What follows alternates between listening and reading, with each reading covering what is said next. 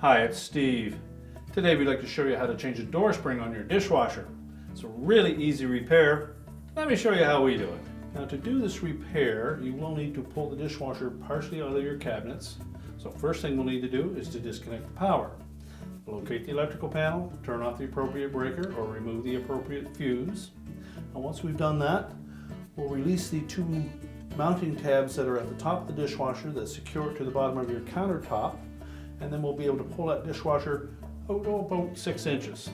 So it's not necessary to disconnect your water supply or your drain typically, but you will need to be able to pull that dishwasher out at least that far. And then we can do the repair. Now with the dishwasher pulled out of the cabinets far enough that we can access where the spring hooks onto the base of the dishwasher, we can do our repair.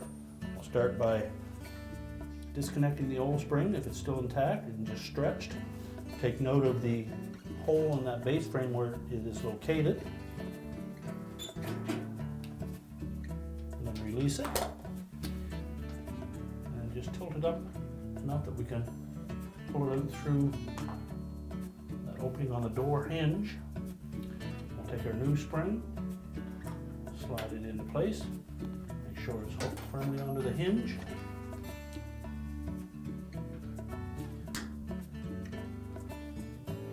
Stretch that spring out, hook it back onto the base frame.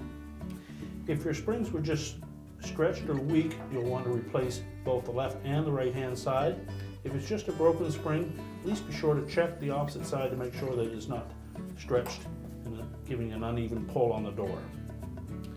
And once we have that spring reattached, we can then push the dishwasher back into the cabinets. Now with the dishwasher pushed back into place, we're ready to reconnect it to the bottom of our countertop. Once we've done that, we can reconnect the power and your repair is complete.